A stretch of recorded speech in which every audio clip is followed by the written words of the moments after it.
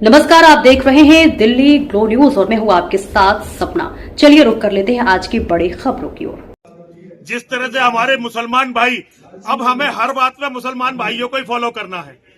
जिस तरह से हमारे मुसलमान भाई 15-15, 16-16 बच्चे पैदा करते हैं, इसी तरह से अब हमें उन्हें फॉलो करना है, उन्हीं की तरह काम करना है।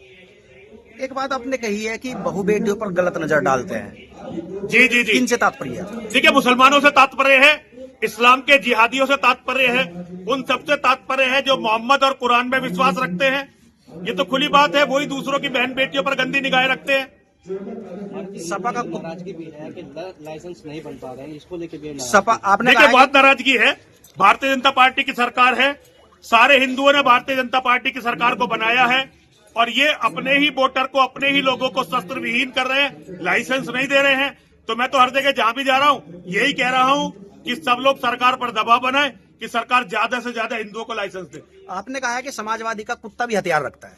जैसे नेताओं के कई कुत्ते थे तो उन्होंने अपने कुत्तों के भी लाइसेंस बनवा दिए थे और भारतीय जनता पार्टी अपने लोगों को भी लाइसेंस नहीं दे रही, तो मैंने उसकी तरफ ध्यान दिलाया है। आपने आजम खान के परिवार में देखिए कितने लाइसेंस है, आजम खान के परिवार को देखिए कितने लाइसेंस है आजम खान के परिवार में, और ऐसे बहुत सारे नेता हैं उनके परिवारों में देखो कितने कितने लाइसेंस है। आपने कहा है कि तलवारों से क्या होगा, आतंकवादियों जैसे हथियार रखो। बिल्कुल बिल्कुल, तलवारों से क्या होगा। बांग्लादेश में जो हो रहा है, भारत के मुसलमान भी वही करना चाहते हैं हमारे साथ।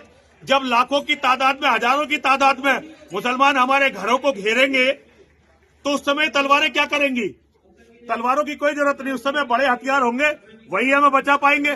किस तरह का हथियार? जैसे तो ये हथियार वही होने चाहिए, बड़े हथियार, जैसे बड़ी बड़ी बंदूकें, राइफल, जो अच्छे हथियार है, ऑटोमेटिक हथियार, वो होने चाहिए बचाने के लिए, वो हमें मिलने चाहिए। बजरंग दल जैसे संगठन से काम नहीं चलेगा, ISIS जैसे संगठन बना। मैंने कहा है हमें हर बात में मुसलमान भाइयों को फॉलो करना है। अब बजरंग दल जैसे संगठनों से कोई काम नहीं बनने वाला, हमें संगठन ऐसे बनाने पड़ेंगे जैसे मुसलमान भाई तालिबान और ISIS बनाते हैं। इसी तरह के संगठन हिंदुओं के होने चाहिए, मैंने ये कहा है और मैं अपनी बात पर बिल्कुल अडिग हूँ। जब इतने बड़े हथियार रखे जाएंगे तो उससे तो कत्लेआम होगा। कत्लेआम की क्या जरूरत है, आत्मरक्षा के लिए चाहिए हथियार। कत्लेआम क्यों करना चाहते हैं आप, फिर तो आप मुसलमान हो गए। कत्लेआम मत करिए, लेकिन आत्मरक्षा के लिए हथियार रखिए। कश्मीर की तरह, बंगाल की तरह, पश्चिमी उत्तर प्रदेश जहां हम खड़े हैं, अपने बच्चों को बचाने की जिम्मेदारी, आपके बच्चों को कोई पुलिस नहीं बचाएगी, कोई नेता नहीं बचाएगा, कोई हिंदू संगठन नहीं बचाएगा। आपको अपने बच्चे अपने आप ही बचाने हैं। लेकिन हथियार तो तब रखे जाएंगे ना जब सरकार लाइसेंस देगी। तो सरकार से लाइसेंस लो, क्यों नहीं ले रहे लाइसेंस। सरकार तुम्हारी बनाई हुई है, दबाव डालो सरकार पे कि सरकार लाइसेंस दे। तो बड़े हथियारों में कहाँ देगी? क्यों नहीं देगी सरकार, सरकार को देने चाहिए। अगर कानून कोई बदलना पड़े, सरकार को कानून बदलना चाहिए। तो आपके हिसाब से तो तोप का भी लाइसेंस होना चाहिए। तोप का लाइसेंस, हाँ भैया, अगर कोई चाहे तो ले लो, अमेरिका में मिलता, अमेरिका में तोप खरीद सकते हैं लोग। अगर किसी का मन करे, वो इस लायक हो और सरकार को लगे कि इसे तोप की जरूरत है, तो तोप क्यों ना दे। मुझे तो खुद तोप का लाइसेंस चाहिए ताकि अपने मंदिर पर लगा सकूं।